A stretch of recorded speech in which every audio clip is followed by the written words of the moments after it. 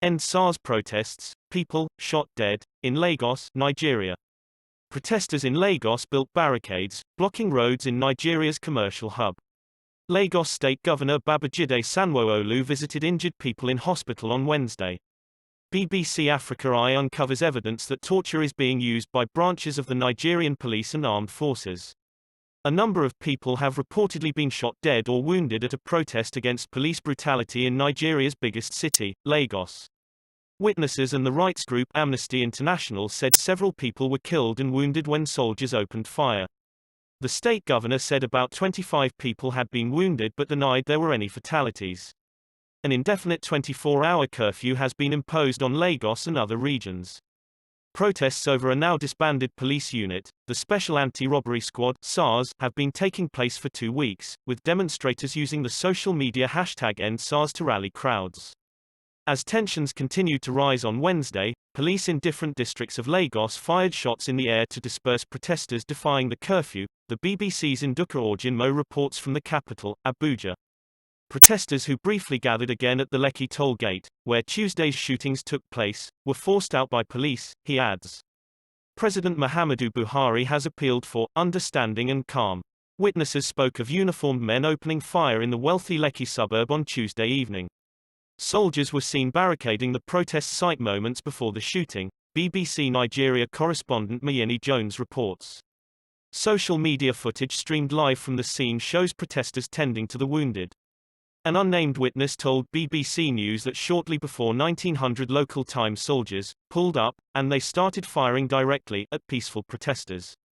They were firing and they were advancing straight at us. It was chaos. Somebody got hit straight beside me and he died on the spot, he said. 4 witnesses told Reuters news agency that soldiers had opened fire on demonstrators. One of them, Alfred Onenugbo, 55, said, "They were firing into the crowd. I saw the bullet hit 1 or 2 persons." The Premium Times newspaper quoted witnesses as saying about 12 people had been killed.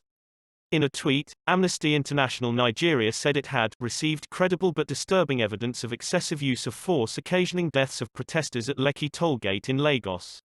Amnesty International spokesman Issa Sanusi later said, "People were killed at the tollgate by security forces. We are working on verifying how many. How have the authorities reacted?" In a statement on Wednesday, President Buhari did not directly refer to the shootings, but called on people to have patience as police reforms gather pace. A statement issued by his office said the dissolution of the SARS was the first step in a set of reform policies that will deliver a police system accountable to the Nigerian people. The presidency wishes to reiterate the full commitment of the Buhari administration to the implementation of lasting police reforms in Nigeria, it added. The army has not issued a statement on events in Lekki, but in several Twitter posts it described media reports as fake news. Lagos State Governor Babajide Sanwo-Olu, who visited hospitals on Wednesday, said about 25 people had been wounded in what he described as an unfortunate shooting incident. "We are comforted that we have not recorded any fatality, as against the widespread circulation on social media," he said, adding that an investigation had been ordered. However, he contradicted the army, telling the BBC's NewsHour program that the military had been present at the scene at the time of the shooting despite public assurances that soldiers would not deploy until after the start of a curfew at 2100. "I think about 7 o'clock or thereabouts there was a small unit of the military that went to Lekki, and we heard that gunshots were fired," he said. Former U.S. Secretary of State Hillary Clinton called on President Buhari and the army to stop killing young end-SARS protesters.